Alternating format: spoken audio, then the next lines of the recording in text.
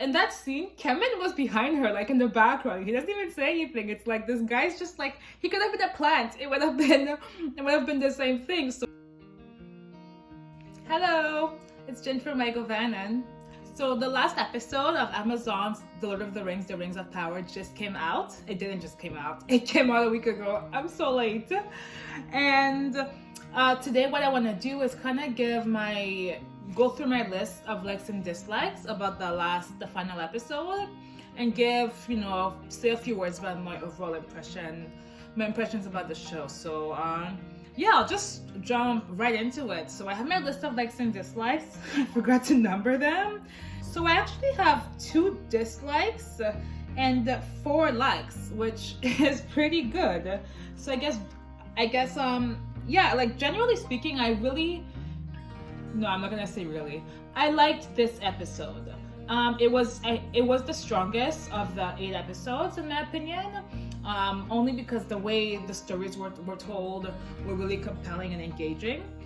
Apart from that very long bit when we had Nori saying goodbye to her friends and family, and when I was watching it, I was drifting in and out of sleep. Like, I'm not even kidding. I woke up and fell asleep and woke up and fell asleep because I knew that we would get back to the good stuff. But yeah, I genuinely slept through half of it, but I woke back up when we went to the next scene.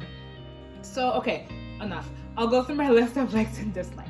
The first item on my list is a dislike, and it's what they did with the fake reveal of the stranger being Sauron. It wasn't so much that the filming was bad, or that it wasn't knowing that this wasn't Sauron, or if this was Sauron, I would have been disappointed, because that would mean that Sauron would be with the Harfoots, which would completely go against the point of the Battle of the Black Gate in the Return of the King, because the Battle of the Black Gate was a distraction for Aragorn and company to have Sauron believe that Aragorn had the ring, while Frodo and Sam went to destroy the ring, because Sauron didn't know about the hobbits like having the ring, or the Shire really. So it would have been weird if Sauron knew about the hobbits. Would have totally it would have destroyed the entire plot of the Lord of the Rings. What I didn't like about this scene was Sadok's death. I wasn't, and I think the audience in general, we weren't really attached or connected to this character. I mean, he's the leader of the group, but he has some really sketchy, or he preaches some pretty sketchy politics. The whole if somebody leaves behind, we'll just leave them behind and don't save them, they get the caravan. But at the same time, he leads the chant that nobody gets off trail, nobody walks alone. So he's just, I don't know, his messages are a little conflicting, and I didn't dislike the character, but yeah, I was not emotionally invested in him. So when he died, it was like, okay, I guess that's it for Sadok. And what I really liked about this scene was the 3, I don't know what to call them, sorceresses, women, mystics, priestesses.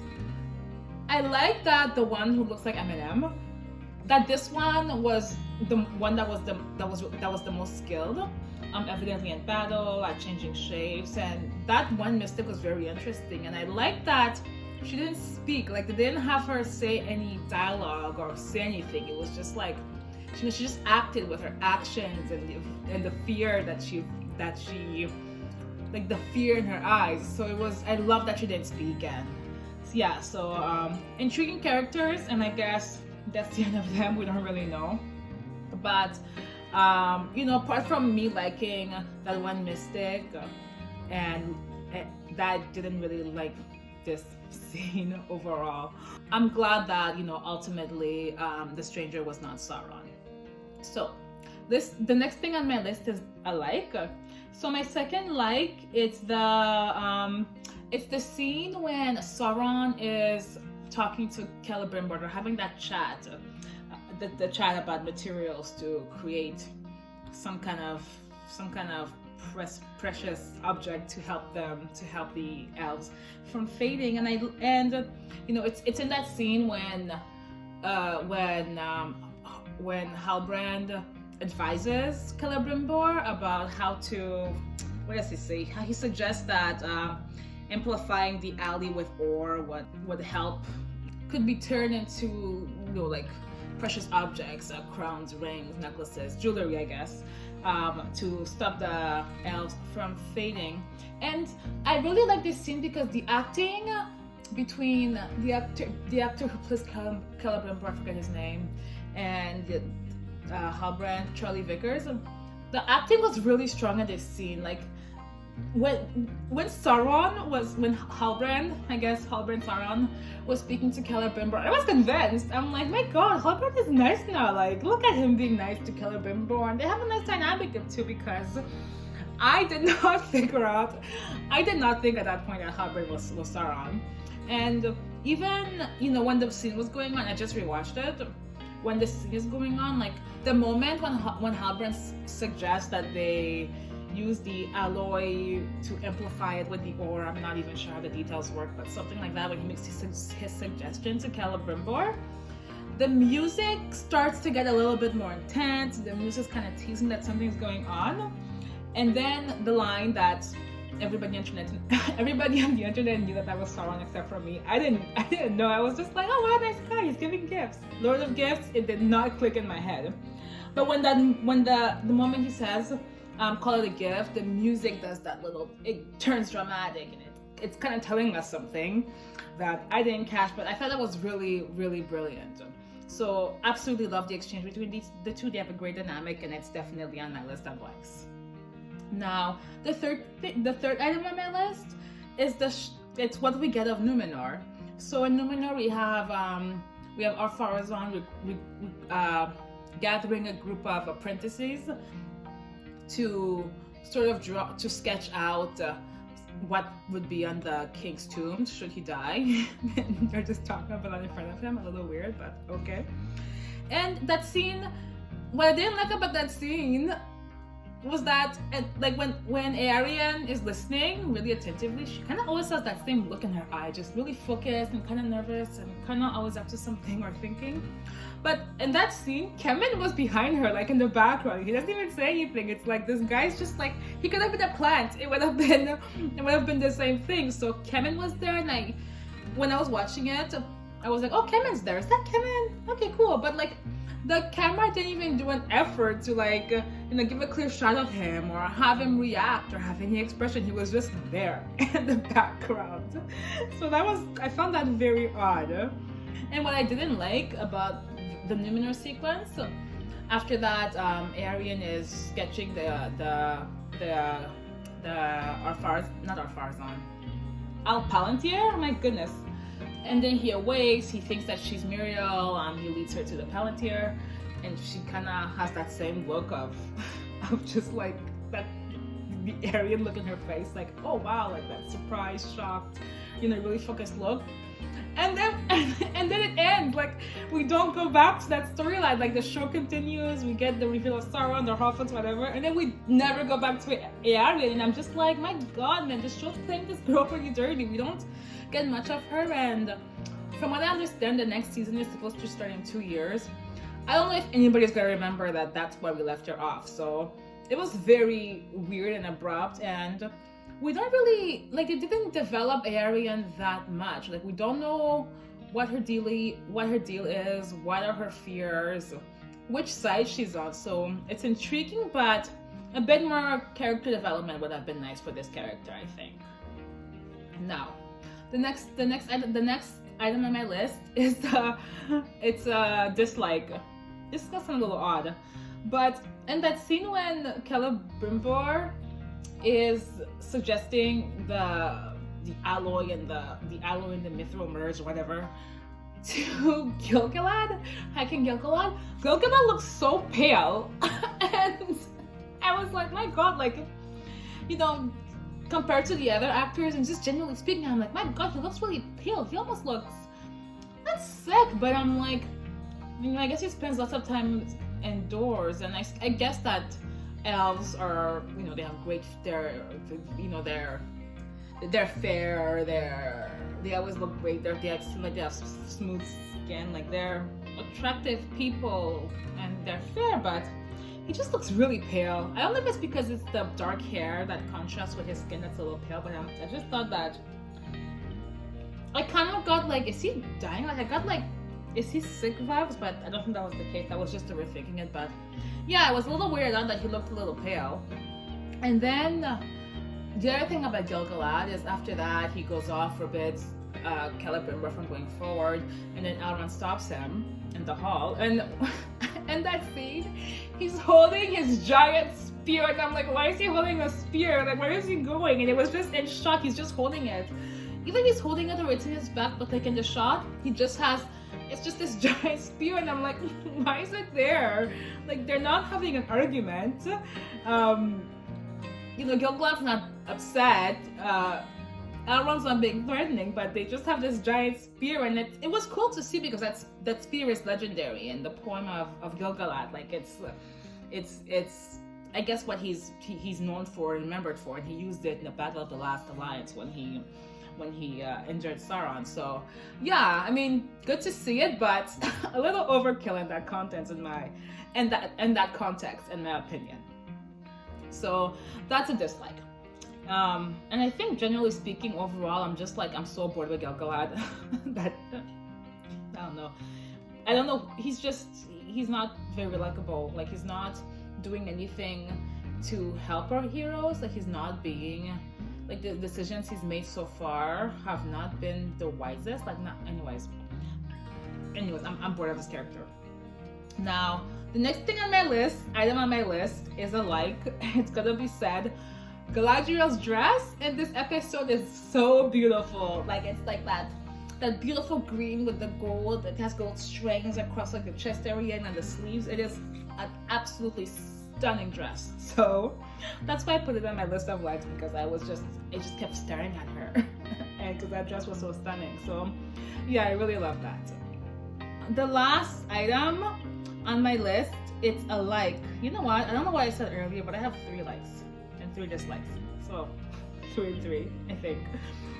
Now, the last thing on my list, it's a like. I absolutely adore the Sauron reveal. I thought it was so well done, and like that is the single best piece of writing that this show has done so far. It was so intriguing, and like, I was kind of confused at some parts. I'm like, because I still at that point did not think that Halbrand was Sauron. I literally only figured it out at the very end, like when they were on the boat. What I liked about it, so it was really, it wasn't just like them talking in the garden. There was some nice cinematic choices that were there. Like it was a very interesting way to go through the review. Like I was fascinated. I was like, I love how they did it. And I think I put some notes here. The acting is really strong. Charlie Vickers, the actor who's playing Sauron, I just find him so intriguing. It's really fascinating. So the acting was really strong. And one element that I found really cool when I was watching it was when right before everybody knew that it was Sauron but me, when Galadriel goes to stab him and he just puts his hand out, and it's just like that strength there. I'm like, my god, Halbrand is really strong. So it was just, it was like they were hinting it more and more. Most people figured it out before that, not me. But yeah, you could, they showed Sauron's strength, and I just rewatched it, and I thought that was really nice. And then when we go to the scene when Galadriel's in the garden, and she's talking to who she thinks is Finrod, her late brother, and the look, Finrod's one of the most incredible, like, top 3 elves of all of Arda. Like, in the Silmarillion, this character is incredible. But when he was speaking, when he was talking to Galadriel, like at first I'm like, yay, Finrod, like I'm so good to see you, I'm excited to listen to you. And then like, something about his face was just like, you seem, he had something that made you kind of feel uneasy, and the acting was fantastic, that was great. But what he reminded me of I don't know if any of my two listeners have ever seen HBO's Rome, but in season 2, the actor who plays Octavian, he kind of has that same like malicious, creepy look. Like, he has a fair face, and everything, and his words are like he chooses his words well, but you can tell he's really calculated, and there's just something very creepy about it, and you can't quite put your finger on it, but it's just like you get chills, and that's what they did with Sauron. So I really, really love that, and I think, like, moreover, like, in the actor, it seemed like his hair was just done away, that his hair was just, there was something off about his hair, and even like under his eyes there was just something dark and sinister about him. So yeah, absolutely love that. And then it goes to the scene of Galadriel and Halbrand on the boat, and that's I think 1 minute in, that's when I forgot, oh my god, I'm Sauron. Oh my god, I was tired when I was watching it. But when Sauron was talking to Galadriel, his points were, he wasn't saying, I'm a bad guy, come join me, we'll kill everyone. Like, he was actually kind of convincing. Like, he's a master manipulator, which is what Sauron is. And I figured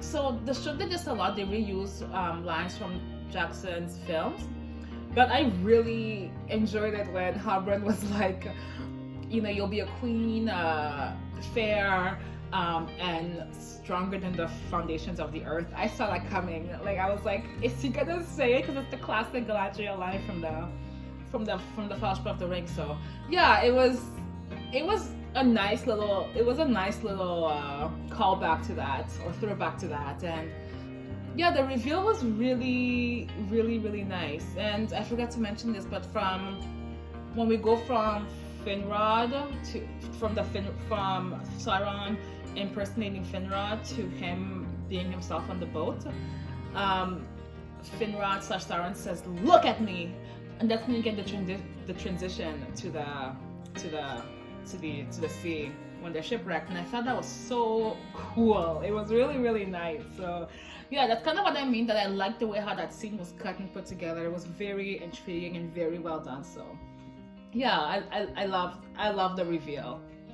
Am I okay with Halbrand being Sauron? Sure. I mean, I know a lot of people like kind of called this many episodes ago, but I'm just like, I don't know who Sauron is. I'm pretty sure he's not introduced to us yet, because Halbrand, I like this guy. It can't be Halbrand, and other theories out there, interesting, but yeah, I just thought that Sauron wasn't introduced yet. And now he's Sauron. I mean,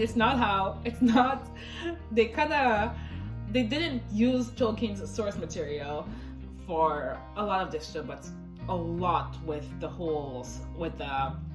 how they portrayed Sauron and what he's doing, how he manipulated how he manipulated the elves and men. So yeah, it's not a Caliban, it's not the appendices, it's not Lord of the Rings. It's just another story, completely different. Like, even at the end, they forged the 3 rings. This is another point. They forged the 3 rings. Nothing about the 7 rings of the elves or the 9 rings, the 7 rings of the dwarves or the 9 rings of the men. Nothing about that. They make the 3 rings for the elves, and then like when the show ends, the episode ends, there's a song, and the song starts with 3 rings for the elves, and I'm just like, okay, they're gonna change that too, right? Since we didn't see any elves, we didn't see any rings for the elves and the men being created. And sure enough, the singer continues to talk about the rings for the elves, for the dwarves, and the men. I'm like, what? What? That was super weird to me. I'll throw that on my dislike. So that gives me 4 dislikes, but it's interesting. We're still tied because I actually put a note here because I do have 1 like. And I think this is like the main reason why I'm going to watch season 2, and it's because of Adar. I love that character. He's so fascinating to me. The actor, he's doing a really good job. I'm intrigued by his storyline. Like, he wants to protect his children, the orcs. He seems really wise. He seems really calm. He seems like a very good leader, and he's also Sauron's enemy. So I like the story of Adar and Sauron butting heads and not liking each other. I think it's gonna be a very intriguing plot for the next episode, the next season, if the writing can pull it off. So yeah, I'm looking forward to that. And yeah, I think I am disappointed. So yeah, Adar, I know that hopefully we'll see him in season 2. But yeah, in this last episode we didn't see Arondir, or we didn't spend any time at Khazad-dûm, which, you know, there was no room for it. Actually, there was room for it if we didn't spend 10 minutes with the Harfoots saying goodbye. But yeah, I'm interested to see what Arondir's gonna be up to. Bronwyn and Theo, that storyline we're gonna hopefully continue to follow in season 2. And yeah, I'm excited. I'm excited for certain elements of the second season. And until then, I'm gonna rewatch Jackson's films because they're fantastic, and I just want to watch the Jackson films, and then just not as a palate cleanse, but just because I feel like it. And reread some of the books. I'm in a mood to do the Silmarillion, my 2.5 read through. I read it twice. Well, one time like cover to cover, second time just like I jumped through a lot, and I want to actually go through it, you know, just sitting down and taking it all in, and then maybe I'll judge this show harsher after that. Anyways, yeah, so that's all I have to say for this final video on my likes and dislikes on Amazon's show. So if you stayed this far, you should like this video. And subscribe to my channel because it really does help. Farewell.